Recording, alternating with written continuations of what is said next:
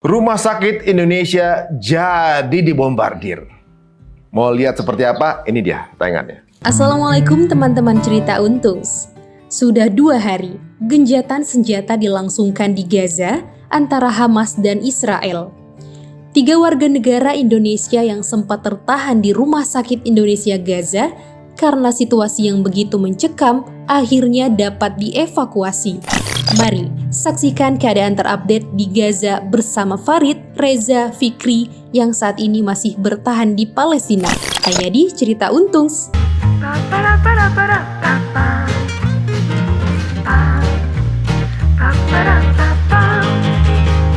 Assalamualaikum warahmatullahi wabarakatuh. Sebelumnya kita sempat ngobrol dengan Habib Idrus dan juga Ibu Siti Fadila mengenai Rumah Sakit Indonesia yang kondisinya saat itu sedang dikepung ya kemarin kalau nggak salah, dan pasien semua pada mengungsi di basement gitu, di rumah sakit yang terbukti tidak ada gorong-gorongnya ternyata, atau juga mungkin terowongan yang difitnahkan sebagai tempat sarangnya Hamas. Nah, sekarang ini kita sudah bersama dengan 2 orang Indonesia, 2 dari 3 orang Indonesia yang masih bertahan di Gaza. Langsung aja kita ketemu mereka berdua dari Mercy, yaitu Mas Fikri dan juga Mas Reza. Assalamualaikum, Mas. Waalaikumsalam warahmatullahi wabarakatuh. Apa kabar? Gimana kondisi di sana? Ya, alhamdulillah saat ini saya dan Mas Reza dan Mas Farid dalam kondisi baik. Ini kan lagi orang bilang itu kan 4-day truce ya, lagi 4 hari break gitu ya. Gimana rasanya ada jeda gitu?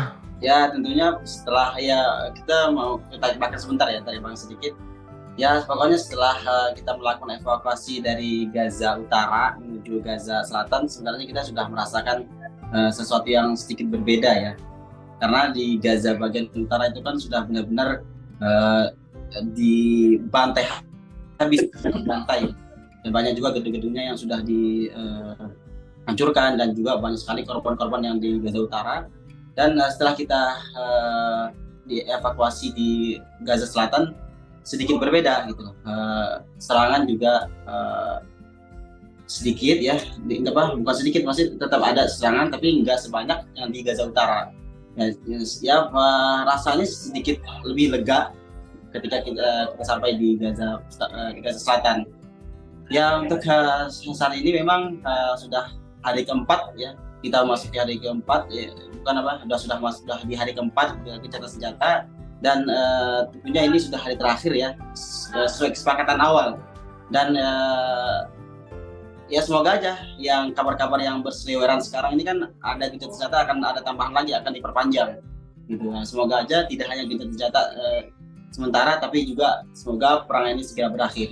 Amin. Tapi kalau kita dengar seolah-olah kayak Gaza Selatan tidak menjadi target, atau lebih sedikit targetnya itu? Kalau secara statistik korban juga terbilang banyak di Gaza Selatan, dan tapi untuk di Gaza Utara, memang Gaza Utara ya, khusus Gaza Utara dan di kota Gazanya memang banyak sekali gedung-gedung yang hancur, dan korban-korban juga dari statistik memang di kota Gaza itu di peringkat pertama lah mungkin ya kalau di statistik korban baik itu korban jiwa maupun korban luka-luka. Terus di Gaza Utara juga menyusul, dan setelahnya baru ke Gaza Tengah dan juga Gaza Selatan. Oh gitu ya. Saya tadi kalau nggak salah tadi siang ya ngelihat ada akhirnya liputan video kalau nggak salah masuk ke dalam Rumah Sakit Indonesia. Jadi ditembakin nggak sih? Ya setelah kita melakukan evakuasi dari Gaza Utara, terus kita kan kosongin di Rumah Sakit Indonesia, dan Wisma juga kita kosong. Ya setelah kita kosongin, ya baru masuk ke pasukan-pasukan tentara Zionis ke Rumah Sakit Indonesia, dan juga menghancurkan pintu Rumah Sakit Indonesia, dan juga bagian dinding juga mereka diserang juga, menghancurkan di bagian dinding. Dan juga termasuk ke Wisma kita juga, tuh Wisma Dr. Jose Rizal juga menjadi target juga. yang di belakang itu ya? Iya, di bagian depan. Dan itu sebenarnya terjadi beberapa jam sebelum gencatan senjata pada hari Jumat jam 7 pagi waktu setempat.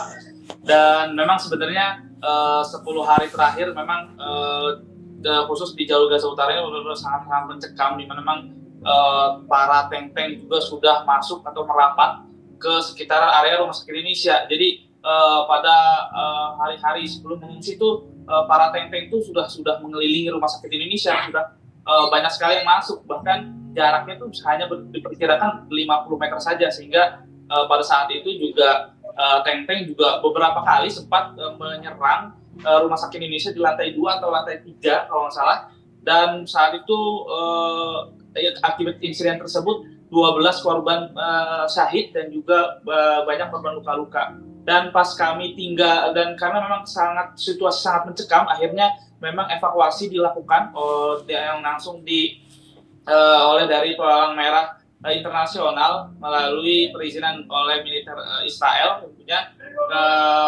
Kalau nggak salah 3 kali evakuasi berjalan pada hari Senin, Selasa, dan Rabu, dan kami mengikuti evakuasi itu pada hari terakhir karena memang kami mengutamakan korban luka-luka yang ditampung di Rumah Sakit Indonesia dan juga para pengungsi yang ada di Rumah Sakit Indonesia. Dan terakhir kami ketika meninggalkan Rumah Sakit Indonesia, sebenarnya masih banyak korban jiwa yang meninggal yang ada di ruang jenazah, karena beberapa hari itu warga tidak bisa keluar, jangankan di keluar untuk area Rumah Sakit Indonesia, di dalam area Rumah Sakit Indonesia mereka juga sangat ketakutan sekali. Jadi mereka itu benar-benar hanya ada di dalam area Rumah Sakit Indonesia, karena sekali ada orang yang keluar banyak tembak-tembakan yang memang satu ketika warga juga ditembak, sehingga saat itu ada korban luka-luka yang memang berjatuhan pada saat pengepungan Rumah Sakit Indonesia ini.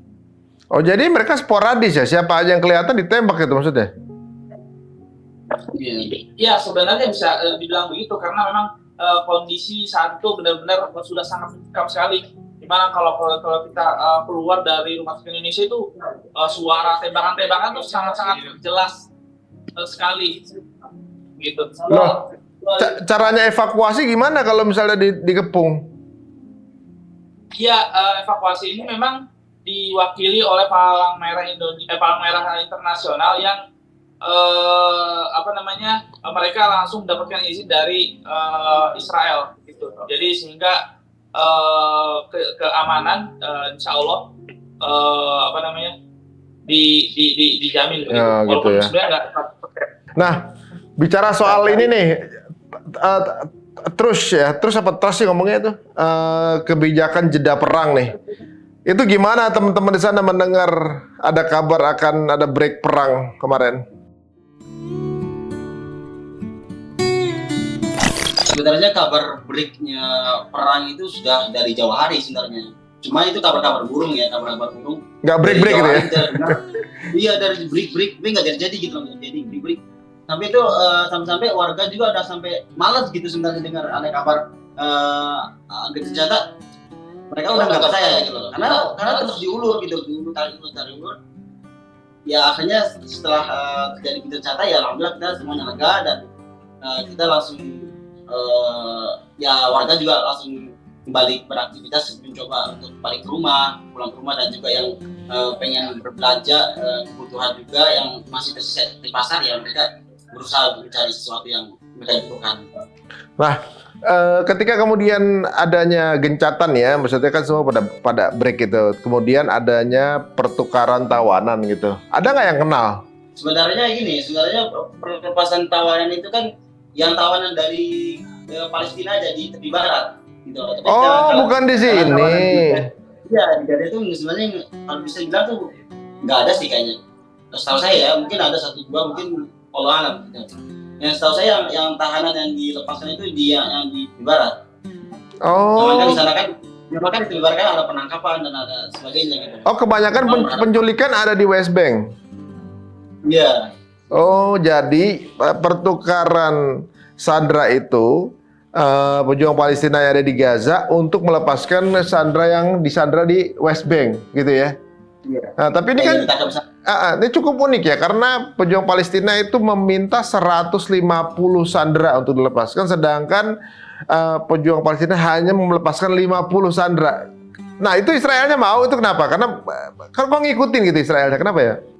Kan posisi mereka juga sebenarnya sih terdesak sih ya, militer Israel kan masalahnya juga tahu kerugian yang memang mereka alami, mungkin sudah ratusan juta dolar, dan juga banyaknya tentara-tentara mereka juga yang memang ikut stres dan segala macam mungkin yang derita. Jadi sehingga mungkin dalam keputusan mereka dalam sidang mereka mungkin mereka harus mau nggak mau harus menyetujui gencatan senjata agar melakukan pertukaran pertahanan ini. Kayaknya memang kalau nggak salah itu kerugian sudah 80-an triliun kalau nggak salah secara rupiah tuh. Mereka tuh udah mungkin karena didesak oleh di negaranya, didesak juga untuk meminta sandera, kerugiannya udah banyak, nggak ada pilihan lain kali gitu bagi mereka ya. Iya betul, mungkin gambarnya seperti itu. Terus gimana? Sumbangan udah masuk bantuan? Bantuan sejauh ini yang kita dengar ya dari berita-berita lokal juga ada sih sebagian bantuan masuk dari Mesir ya, kalau maksudnya. Tadi juga kita pas ke Rafah banyak mobil-mobil khusus, mobil truk besar itu kan berhasil maksudnya kembali ke Mesir gitu loh. Karena sudah mengantarkan bantuan-bantuan masuk ke jalur Gaza. Tapi untuk bantuan dari Indonesia kayaknya belum masuk kayaknya. Belum masuk ya? Baru dari Mesir ya? Tapi kalau boleh tahu di sana pasukan Israel udah masuk Gaza udah banyak belum sih? Untuk waktu evakuasi memang di Gaza Selatan di tengah-tengahan antara Gaza memisahkan antara Gaza Utara dan Gaza Selatan yang udah dipisah, udah ada orang Israel tentaranya. Oh, Gaza Selatan dan Utara sudah dipisah dan dijaga oleh Israel ya? Jadi Gaza Tengahnya itu makanya yang udah dievakuasi dari Gaza Utara itu nggak bisa balik lagi ke Gaza Utara yang udah di selatan ini.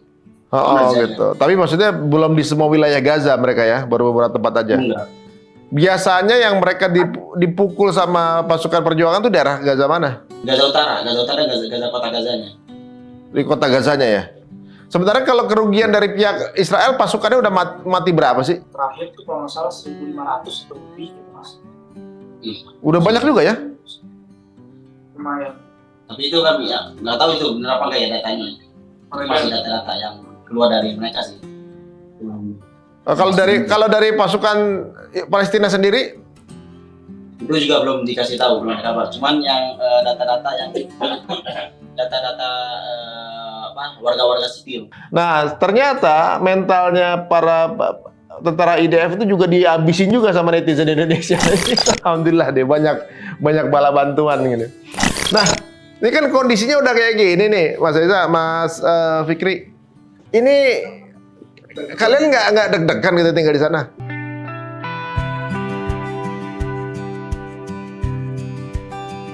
Ya sebenarnya udah bergabung juga Mas. Ada Mas Farid tadi baru datang. Pas nih bertiga nih. Aduh. Mas Farid baru datang. Komplit bertiga nih. Assalamualaikum Mas Ari. Waalaikumsalam warahmatullahi wabarakatuh. Waduh, Mas Farid. Ya, Mas. Alhamdulillah. Paling lama siapa di sana? Yang tengah. Iya, makanya kita tahu tengah. Berapa tahun? Baru 10 tahun Mas. Wah, Masya Allah, 10 tahun. Ini mah bukannya ngasih tahu nih, nyombong. Istri orang mana istri? Masih sama bapaknya sih, belum diambil. Banyak calon di situ nggak diambil satu, ini gimana? Kalau Mas Fikri sama Mas Farid udah berapa lama? Mbak, ini kita berdua bareng Mas. Ya kurang lebih bulan 2 nanti 4 tahun. 4 tahun lama juga, berarti udah 3 kali ketemu kayak gini, serangan gini. Kalau serangan Israel perang saat ini cuma baru kali ini Mas yang paling dahsyat. Kalau perang-perang sebelumnya nggak selesai kayak gini. Oh gitu. Jadi kalau Mas Farid udah menghadir 2 perangan pada 2021 sama saat ini. Pak Reza itu? Kalau saya sudah ngerasain perang besar itu 3 kali sama ini. Ya, perang 2014 itu kan selama 51 hari, terus 2021 selama 11 hari kalau salahnya. Terus perang ini yang perang besar. Yang paling besar ini? Bisa dibilang ini. Soalnya data-data korban juga drastis banyak banget gitu, jatuhan. Tapi kalau dari sisi kepanikan Israelnya paling panik ini juga bukan? Ya tahu ini juga. Jadi, pokoknya ini kata warga ini udah paling kayaknya kalau dibilang perang dunia udah perang dunia 3 lebih kali gitu mereka bilang. Nah ini udah benar-benar pembantaian lah sebenarnya jatuhnya. Di jari udah standby zikir tuh ya. Jadi udah jadi udah siap kapan-kapan dipanggil, udah siap ya berarti ya. Di Indonesia gimana, pada khawatir nggak? Ya kalau khawatir mah pasti mas. Bahkan ibu saya aja nggak dapet kabar ketika kan nggak ada sinyal ya kan. Tiba sinyalnya hilang, nggak mau makan. Selama 2 hari 3 hari nggak mau makan, pengen nungguin kabar dari saya. Oh, kemarin hilang itu? Iya kan waktu itu kan sinyalnya hilang, nggak ada kabar, nggak ada komunikasi. Tanggal 11 tuh. Oh, yang 3 hari itu ya? Ya sekitar 2 minggu lebih kayaknya kita nggak ada kabar sama sekali. Itu juga dapat kabar dari wartawan yang memang mereka kerjanya bertugasnya di Rumah Sakit Indonesia. Jadi mereka komunikasi lah untuk mencari kabar. Oh gitu. Kalau Mas Fikri keluarga di mana? Keluarga ya tentu sih pasti khawatir dan pasti tentunya umi aku juga sedih, nggak ada kabar karena kan emang tanggal 11 itu kan kami benar kehilangan sinyal tuh sampai berhasil evakuasi pada hari Rabu tanggal 22 November 2023 jam 3 setempat, jam 3 sore dan sampai kita di jalur Gaza bagian selatan itu jam 6:30.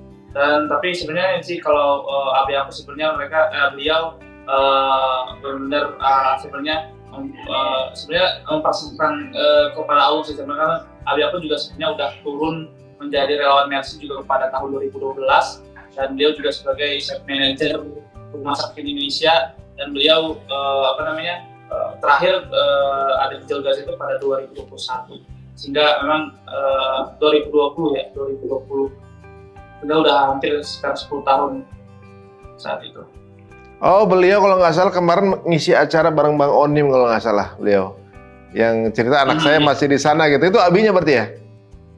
Iya betul. Masya Allah, ini tiga-tiganya benar-benar ya, mudah-mudahan dilindungi Allah ya. Walau bertiga ini bom mau jatuh di mana, hilang sinyal, nongol lagi, hilang sinyal, nongol lagi gitu ya. Gimana Mas? Berkat doa-doa dari teman-teman Indonesia lah. Amin, mudah-mudahan sampai beres kemudian Palestina merdeka ya. Kemarin waktu rumah sakit Indonesia dibombardir kan kalian bertiga ini terjebak di rumah sakit itu. Di bagian mananya pada ngumpetnya tuh?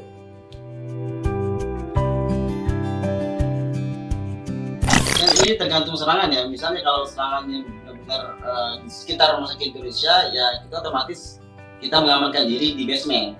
Tapi kalau serangannya masih sedikit jauh dari Wisma, walaupun getaran juga kuat nih sebenarnya, walaupun kuat ya kita masih tinggalnya di Wisma Indonesia, Wisma Dr. Jose Rizal. Ya karena juga kalau kita misalnya lagi istirahat di Wisma, ya otomatis itu getaran dan suara dentuman itu, ya kita otomatis terbangun gitu loh, bangun ya udah nggak bisa tidur lagi gitu. Cari otomatis kita cari dokumentasi dan sebagainya, cari berita-berita apa yang terjadi dan sebagainya. Terus kalau memang parah ya kita mengamankan diri di basement, karena di basement ini kayak nggak keras saja gitu. Walaupun getaran juga ada, tapi kalau di sekitaran terjadi di sekitar rumah sakit Indonesia itu mau di basement mau di mana aja tetap aja getaran itu kayak runtuh nih. Gitu.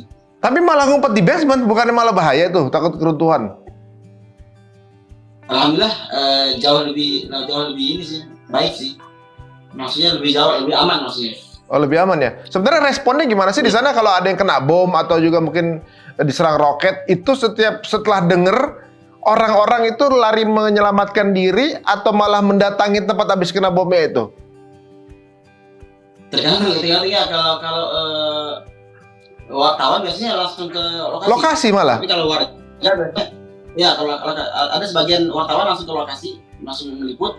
Dan warga juga biasanya kalau emang keluarganya ada dari keluarganya, mungkin mereka langsung ke lokasi juga dari keluarganya masih tinggal di sana.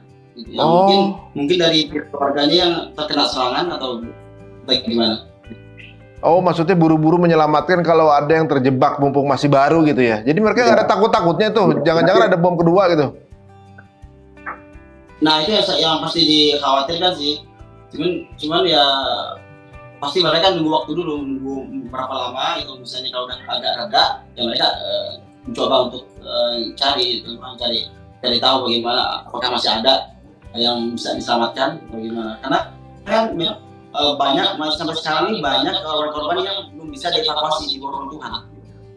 Masih banyak sekarang nih. Kalau kami terima itu memang benar-benar masih banyak, sekitar berapa ya? 7.000 sampai 8.000. Iya, 7.000 sampai 8.000. Allahu Akbar. Masih di bawah runtuhan yang belum bisa Allah. dievakuasi. Karena kan dari awal perang sampai yang terakhir kemarin per hari itu memang nggak ada sama sekali bikin senjata dan nggak ada alat berat untuk bisa cari ngangkut ini para korban-korban. Astagfirullah. Dan dikasih waktu untuk istirahat gitu. Jadi sebenarnya kalian bertiga ini udah terbiasa ngelihat mayat tuh udah biasa berarti? Kalau saya enggak mas, kalau saya nggak berani, lemes saya ngeliat mayat-mayat kayak gitu mas. Kalau Mas Reza udah berapa kali Iya, lihat? soalnya kan kita Kalau saya sering, karena kan kita karena ngasih kabar terus ya, update terus ke warga yang juga, kita terus dokumentasi ya otomatis ya itu enggak juga nih, walaupun kadang kan hanya sekedar kamera walaupun nggak ngeliat nih, karena nggak kuat juga banyak, makanya korban-korban juga banyak yang korban itu sulit dibilang diomongin sebenarnya kondisi korban ini gitu. Apalagi korbannya yang anak-anak sama balita atau sebagainya itu menjadi banyak sangat jadi korban. Ya sebetulnya enggak udah terbiasa, tapi ini tetap harus nggak kuat untuk menjaga korban-korban. Oh, lah kemarin yang waktu saya lihat videonya Mas Fikri ya yang sempat nyium korban bau wangi ya?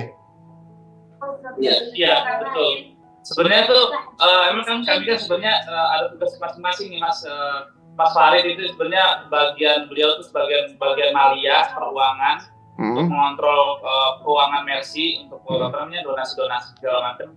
Maka menyalurkan bantuan-bantuan misalnya apa aja yang kita beli ini dicari segala macam. Tapi kadang juga beliau juga seringkali ikut dokumentasi. Kalau Kareza juga sendiri memang aktif banget dalam dokumentasi.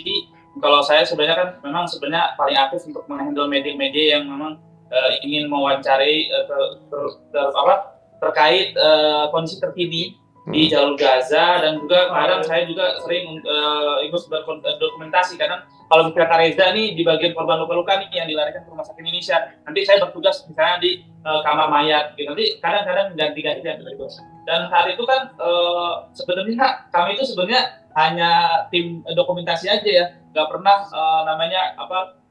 ngangkut korban segala macam, karena udah ada tim relawannya dan juga ada tim medis. Tapi kalau dalam serangan besar itu pernah terjadi di camp di Maskot juga pernah terjadi, di camp pengungsian Jabaliyah juga pernah terjadi. Korban itu saat itu benar-benar banyak sekali, sampai 300 sampai 400 jiwa yang memang dilarikan ke Rumah Sakit Indonesia. Jadi membludak sekali Rumah Sakit Indonesia, jadi sehingga para tim medis pun kewalahan, sehingga kami juga sempat membantu warga yang terluka untuk dirawat oleh tim medis. Dan sebenarnya saat itu momen ketika menyium jenazah itu, saat itu aku benar-benar nggak berani dari jauh juga, masih takut sih. Tapi karena udah lumayan ngedeket kok penasaran. Soalnya bagaimana ya, ini benar-benar pengalaman pribadi dan pertama kali aku, karena aku sering dengar jenazah tuh katanya bisa mengeluarkan wangi, dan kalau bisa dimasukkan logika tuh sebenarnya kayak nggak mustahil ya. Maksudnya sebenarnya kan jenazah itu kan maksudnya mengeluarkan darah dan bau yang memang tidak bau darah ya gitu. Dan Masya Allah ketika saya coba mengoles tangan saya ke leher dan juga sekali juga ke area rambut sebelah kepala kanan, pas saya cium bener-bener kayak saya abis mengolesin parfum, Mas. Demi Allah saya bener-bener kayak mengolesin parfum, ya wangi kasturi.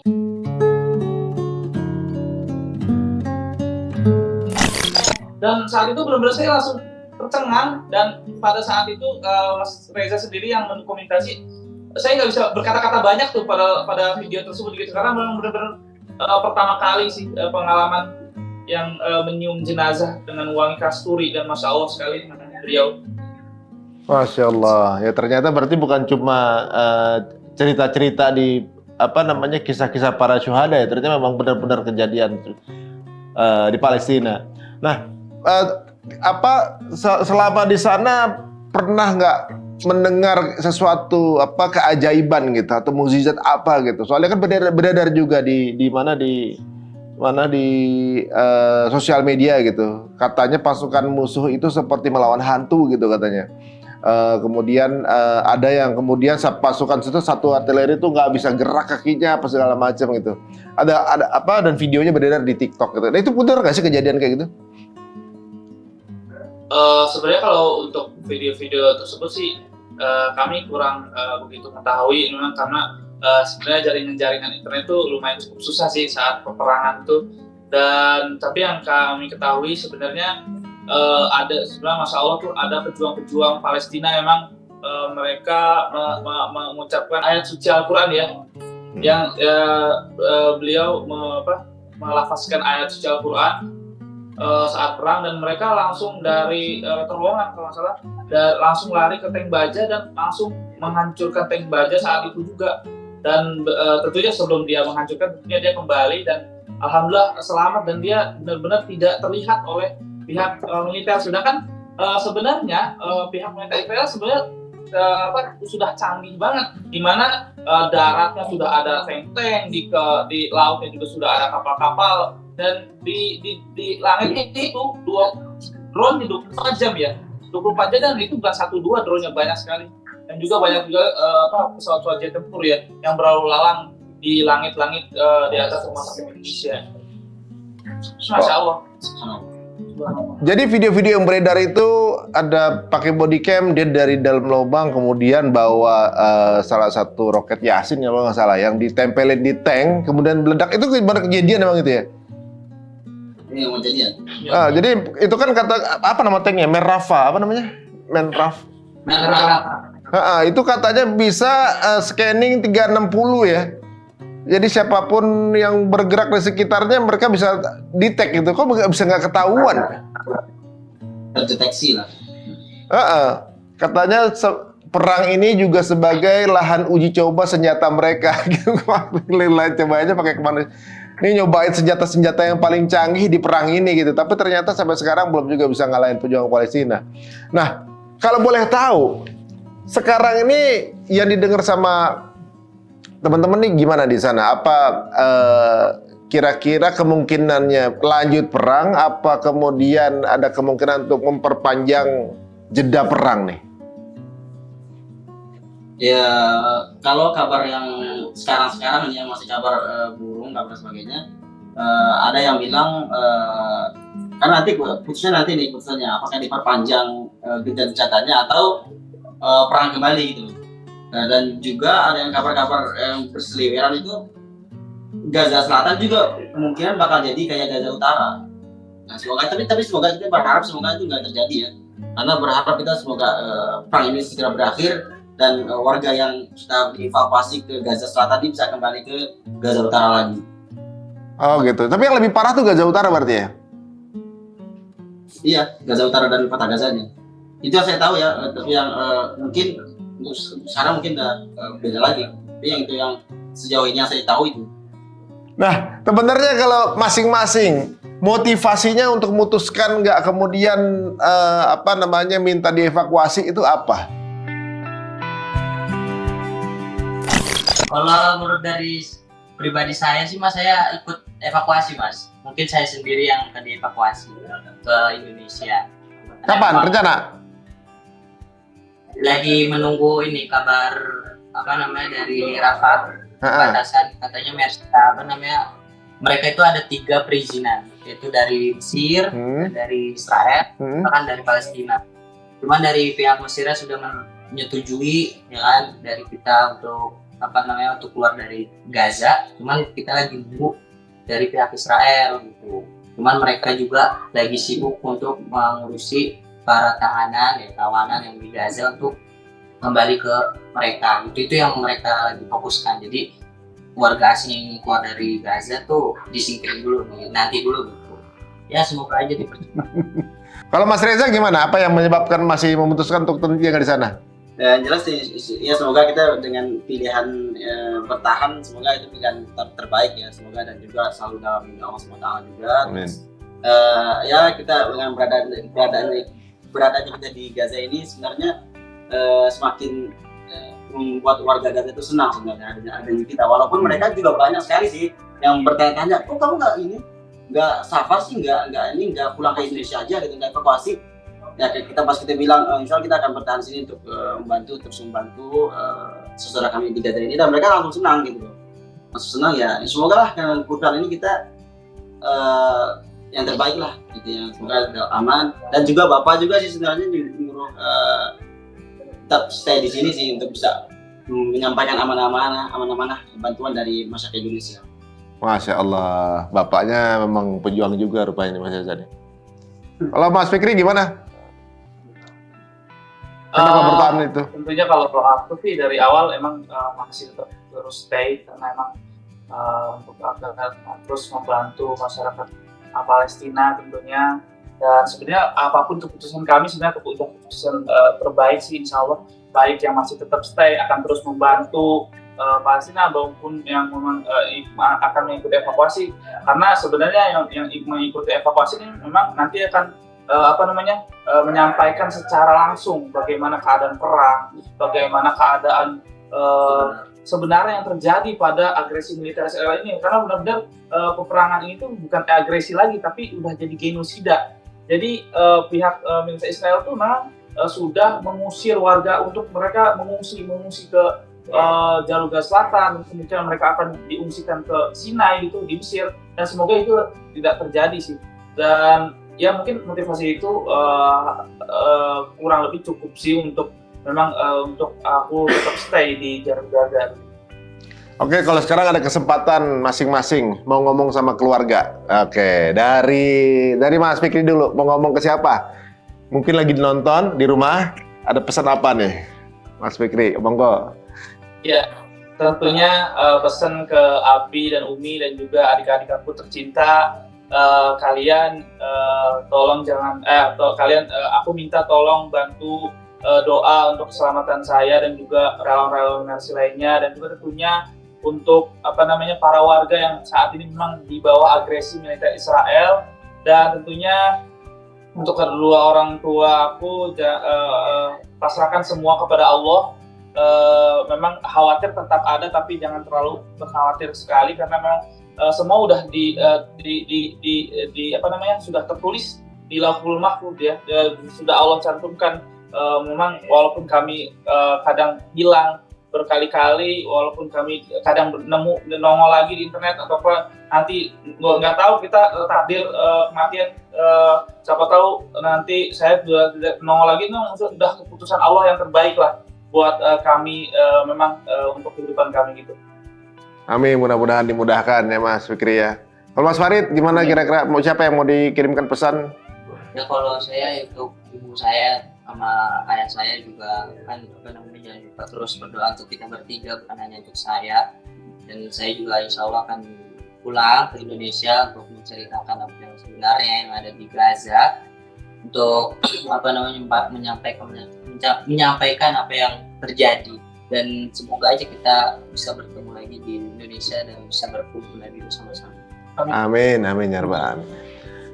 Nah, Mas Reza, kayaknya nggak mau ngirim pesan siapa-siapa.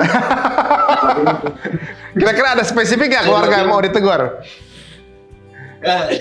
Makan yang banyak aja lah, yang makan tenang gitu, makan semangat, nggak usah banyak pikiran gitu ya, maksudnya udah insya Allah anak-anaknya baik-baik aja insya Allah.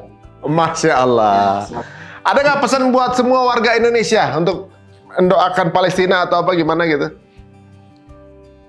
Ya tentunya terus doakan kita di Gaza ini ya, baik warga Indonesia dan juga warga Gaza, dan semoga kita selalu dalam Allah Taala, dan pokoknya apapun itu suarakan terus tentang Palestina, sekecil apapun insya Allah akan berpengaruh dan jangan berhenti untuk bersuara di sosial media. Sekarang kan memang zamannya sosial media, terus bersuara, terus tekan, dan juga terus tekan pemerintah kita, terus tekan semuanya untuk bisa menghentikan peperangan ini. Masya Allah, luar biasa. Ya, kita doakan ya. Ini bertiga ini memang orang-orang pilihan, guys. Jadi nggak semua orang punya mental untuk bisa stay di sana gitu ya selama ini ya. Udah lebih dari sebulan. Ya, kita satu bom aja udah panik ya. Ini udah berapa bom kalau nggak salah itu? Udah lebih kali 50-an ya. 50. Hah? Udah berapa? Udah 4.000 ton. 4.000? Kirain berapa puluh? 4.000 ton guys dijatuhin dan udah jadi makanan sehari-hari. Jadi kita doakan kelancaran buat saudara kita di sini, dan barusan juga diingatkan bahwa menangkan opini Palestina di udara. Jaraknya nggak seberat mereka yang harus standby di tanah ribat ini ya. Mereka harus ada di sana, teman-teman. Jaraknya cuma antara jempol sama handphone kalian. Semudah itu, semurah itu, tapi impact pahalanya insya Allah sampai ke langit. Ya, kita doakan mereka semua bisa pulang dengan selamat dan juga bisa kembali, atau juga mungkin stay untuk membangun Palestina, membangun Gaza gitu ya. Kalau semuanya sudah berakhir, aman lagi, ada nggak sih harapannya? Apa langsung mau nikah gitu, atau apa langsung pulang ke Indonesia atau berkeluarga? Semua nunjuk Reza sih. Ya, tahu nih kenapa nih? Biar saya tahu. Emang masing-masing berapa tahun umurnya? Kami Saya paling muda, Berapa? 22. 22. 20. Belum kawin dong? Reja? Belum lah bang. Belum? Marja? Pikiran, belum pikiran. Kalau saya 23 tambah 7 tahun. 30? Malu banget dong 30. Mas Fikri berapa? Iya. Kalau saya 24 tahun. Masih Ya, muda-muda.